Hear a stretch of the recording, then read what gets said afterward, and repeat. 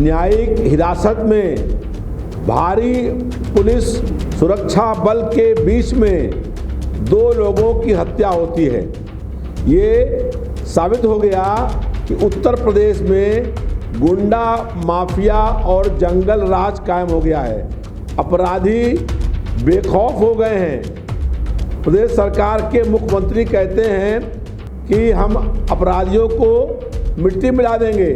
वो 3 अपराधी जो नए माफिया बने उनको मिट्टी मिलाने का काम क्यों नहीं हुआ? उत्तर प्रदेश में अपराधी भयमुक्त हैं और जनता भयभीत है। कहीं स्टेन गन हाथ में लिए हुए 2 गनरों की हत्या होती है, कभी पुलिस की सुरक्षा बल के अंदर 2 लोगों की हत्या होती है, और आज अतीक और अशरफ के जो वकील DS मिश्रा थे उनके घर पर बमबारी हुई है।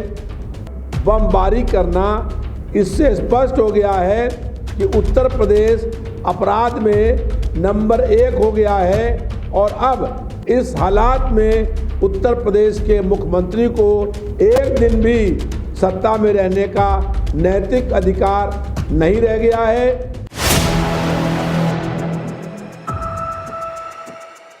4 PM न्यूज़ नेटवर्क में आप सभी का स्वागत है। मैं हूं क्षितिज कांत। आपको बता दें, अतीक अहमद हत्याकांड लगातार तूल पकड़ता जा रहा है। पहले असद का इनकाउंटर, उसके बाद असद के बाद अतीक और अशरफ की हत्या हो जाती है। मीडिया चैनल्स उस समय लगे होते हैं और लगातार ये मामला तूल पकड़ता जा रहा है। और आज की बात आपको बता दूं तो प्रयागराज में DS मिश्रा, जो कि अतीक अहमद और अशरफ की हत्या की पैरवी कर रहे हैं, वकील हैं उनके घर पर भी बमबाजी हो जाती है।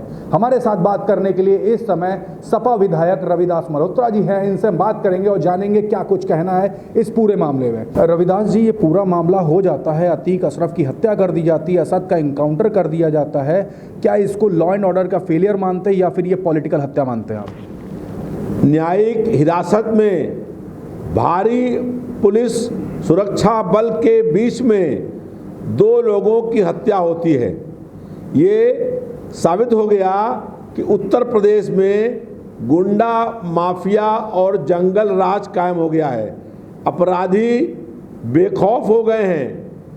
प्रदेश सरकार के मुख्यमंत्री कहते हैं कि हम अपराधियों को मिट्टी मिला देंगे।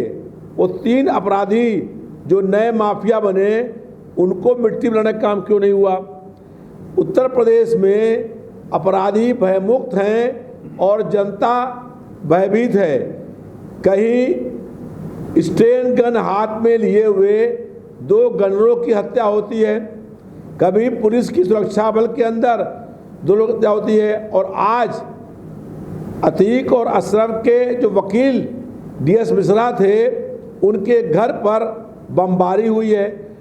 वकील का पेशा है कि उनके पास जो लोग मुकदमे लेकर के आते हैं वो उनका केस लड़ते हैं।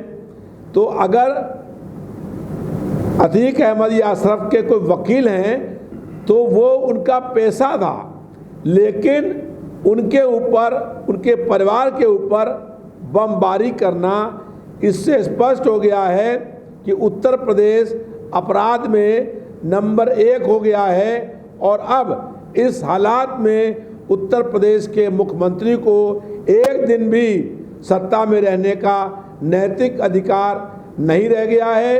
प्रदेश में कानून का कोई राज नहीं है, कानून व्यवस्था ध्वस्त हो गई है और जनता आतंक और भय में रह रही है। भाजपा की सरकार ऐसा माहौल बना रही है कि जनता डर, भय और खौफ में रहे, ये उसी का नतीजा है। अच्छा, एक बात और कर लें। अतीक को ये बोला जा रहा है कि समाजवादी पार्टी का नेता भी था, लेकिन उसकी प्रयागराज में नंदी जो है, जो बीजेपी के मंत्री, उनके साथ भी तस्वीरें वायरल होती हैं और कई बीजेपी के तमाम बड़े लोग, मंत्रियों के साथ भी तस्वीरें वायरल होती है और आरोप लगता है कि समाजवादी पार्टी के नेता। क्या कुछ अंदर कुछ बीजेपी के साथ भी कुछ गठबंधन रहा है समाजवादी पार्टी का इस तरीके से लेकर के? समाजवादी पार्टी का अतीक अहमद से, अशरफ से कहीं कोई संबंध नहीं था, और भारतीय जनता पार्टी के एक मंत्री के साथ उनकी तमाम फोटोएं वायरल हुई हैं। भारतीय जनता पार्टी अपराधियों को बचाने का काम कर रही है। हम लोगों ने कई बार ये मांग करी है कि उत्तर प्रदेश में 50 से अधिक मुकदमे जिन अपराधियों के हैं उनकी प्रदेश सरकार लिस्ट आउट करे, और अगर वो लिस्ट जारी कर दे तो उसमें अधिकांश लोग जो है भारतीय जनता पार्टी के नेता हैं। अगर 20 लोगों की सूची जारी करी जाए तो 17 से अपराधी भारतीय जनता पार्टी के से संबंधित हैं। तो भारतीय जनता पार्टी के कई मंत्रियों की गाड़ियों में अपराधी खुलेआम घूम रहे हैं। जिन अपराधियों की पुलिस तलाश कर रही है वो मंत्रियों के काफिले में घूम रहे हैं। कहीं पर भी किसी मंत्री के काफिले को रोका जाए तो उसमें प्रदेश के जो टॉप 20 में अपराधी होंगे वो उसके अंदर मिल जाएंगे। इसीलिए जनता भयभीत है, क्योंकि माफिया पुलिस और मंत्रियों के बीच में साठ गांठ हो करके तिगड़ी बन गई है, जिससे अपराधों में बेतहाशा वृद्धि हुई है। कहीं कोई बहन और बेटी अपने घर में सुरक्षित नहीं है, व्यापारी दुकान में सुरक्षित नहीं है, और जनता दहशत के माहौल में आज जीवन जीने का काम कर रही है। अच्छा, एक बात और कर लें, अतीक अशरफ की हत्या हो जाती है, क्या इसको अगर जोड़ करके बोलें तो कोई ऐसे राज थे जो अतीक अशरफ के अंदर अतीक अशरफ के पास छुपे हुए थे जो खुल जाते, जिसके कारण इनकी हत्या हुई, ऐसा मानते हैं? ऐसा कई सोशल मीडिया में आया है कि भारतीय जनता पार्टी के कई मंत्रियों और नेताओं से उनके राज थे, और वो राज दफनाने के लिए पुलिस की सुरक्षा घेरे में उन 2 लोगों की हत्या हुई है। और ये एक पत्रकार भी उसमें घायल हुआ, और वहाँ पर पत्रकार इंटरव्यू ले रहे थे, उस घेरे के अंदर आ कर के अपराधी हत्या कर रहे हैं। उन्हें सरकार का कोई भी खौफ नहीं है, उनको कोई डर नहीं है, और वो बेखौफ हो करके अपराध करने का काम कर रहे हैं। इससे स्पष्ट है कि उत्तर प्रदेश सरकार पूर्ण रूप से फेल हो गई है। अच्छा, एक बात और करें, अतीक अशरफ को रिमांड पे जिस समय लिया गया, पुलिस रिमांड पे लिया गया, उस समय DS मिश्रा ने खुद बोला था कि कुछ तथ्य भी दिए थे कि इनको रिमांड पर ना ले जाया जाए, और कुछ राजनीतिक विशेषज्ञ ये बोलते हैं कि अतीक अशरफ को रिमांड पर इसीलिए लिया गया क्योंकि उनकी हत्या करवानी थी। इस पर आपका क्या स्टैंड है? जो अतीक और अशरफ के एडवोकेट हैं उन्होंने कहा था कि अतीक और अशरफ के पास कई राज हैं और वो राज ना उजागर होने पाए, इसलिए ये हत्या हुई है। ये भारतीय जनता पार्टी की सरकार ने साजिश करके पुलिस के सुरक्षा घेरे में करके और अपराधियों को वहाँ पहुँचा करके हत्या करवाने का काम किया है। इसकी किसी उच्च न्यायालय के वर्तमान न्यायाधीश से जांच कराई जाए तो इन तीनों जो माफिया नए बने हैं इनके पीछे, पर्दे के पीछे किसका हाथ है वो साफ हो जाएगा। उनके पर्दे के पीछे भारतीय जनता पार्टी के मंत्रियों का हाथ है। किसी के ऊपर आप इशारा कर सकते हैं, कौन लगता है कि इनके पीछे कौन होगा?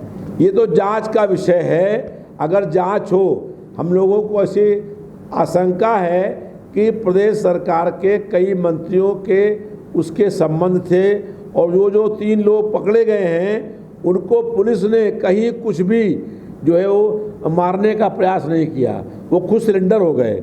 इसका मतलब है कि भारतीय जनता पार्टी की सरकार ने उन अपराधियों को जो खुलेआम हत्या करने का काम कर रहे हैं, सरकार कहती है कि कहीं पर भी ऐसी घटना होगी तो पुलिस मुठभेड़ करके उनको मारेगी। ऐसा कहीं कोई प्रयास नहीं हुआ। इससे ये लगता है कि इसमें प्रदेश सरकार के मंत्रियों की भी साजिश थी। अच्छा, एक बात और करें, 5 कालिदास मार्ग पे पत्रकारों का जाना बैन हो गया इसके बाद, क्योंकि जो हत्यारे थे जिन्होंने अतीक और अशरफ की हत्या की वो पत्रकार बन के आए, पत्रकार के रूप में आए थे। तो क्या ये जो 5 कालिदास मार्ग या फिर कह दें वहाँ पर तमाम मंत्री रहते हैं उनसे मिलना बैन, क्या सही मानते हैं इसको? देखिए, जनता और सरकार के बीच में उसका बीच का पुल का काम मीडिया करती है। मीडिया जो है वो जनता की समस्याओं को दिखाती है। भारतीय जनता पार्टी की सरकार जनता का जो समस्याएं हैं वो उजागर ना होने पाएँ, दमन और जुल्म से जनता की आवाज़ दबा दी जाए, जनता की आवाज़ पत्रकार न उठा पाएँ, इस कारण से 5 कालिदास मार्ग पर पत्रकारों के ऊपर बैन लगा दिया गया है। ये लोकतंत्र की हत्या है। भारतीय जनता पार्टी की सरकार प्रदेश में लगातार लोकतंत्र की हत्या करने का काम कर रही है। ऐसा लग रहा है कि प्रदेश में अघोषित रूप से आपातकाल लग गया है। जुल्म, अत्याचार, अन्याय, दमन से जनता की आवाज़ दबाने का काम हो रहा है। विरोध पक्ष की जो आवाज़ है वो न उठने पाए, इसलिए ये दमन का माहौल बनाया जा रहा है। जो पत्रकारों पर 5 कालिदास मार्ग पर रोक लगाई गई है, ये पूर्ण रूप से निंदनीय और शर्मनाक है। इसके लिए भारतीय जनता पार्टी जो है जितनी निंदा की जाए उतनी कम है। अच्छा, एक लास्ट में एक प्रश्न है। वकील साहब जो थे DS मिश्रा साहब, वो लगातार अतीक और अशरफ की जो हत्या हुई उसकी पैरवी कर रहे थे। आज घर पे बमबाजी हो जाती है, तो क्या इस पे क्या लगता है कि कहीं पैरवी रोकने का प्रयास तो नहीं है बमबाजी करके?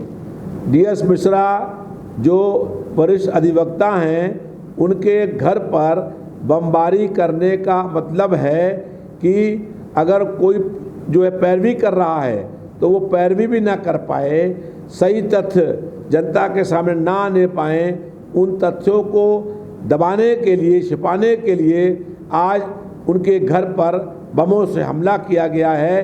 ये इस पर हो गया है कि उत्तर प्रदेश के अंदर अब पूरे रूप से जंगल राज कायम हो गया है, कानून का राज खत्म हो गया है, कानून व्यवस्था ध्वस्त हो गई है और पूरा प्रदेश जो है अपराधी प्रदेश बन गया है। सबसे लास्ट में एक छोटी टिप्पणी आपसे चाहूँगा। जो विधानसभा के अंदर योगी जी के जो कथन थे अखिलेश यादव को इंगित करते हुए कहा था कि माफियाओं को मिट्टी में मिला देंगे और अतीक अहमद जैसे माफियाओं की कमर तोड़ने का काम करेंगे, इस पर क्या कुछ कहेंगे? जो पुलिस के बड़े सुरक्षा बल के अंदर पत्रकारों के सामने हत्या कर रहे हैं, ये 3 भी तो नए माफिया बने हैं। इनको मिट्टी में प्रदेश सरकार कब मिलाएगी? प्रदेश सरकार के कथनी और करनी में ज़मीन आसमान का अंतर है।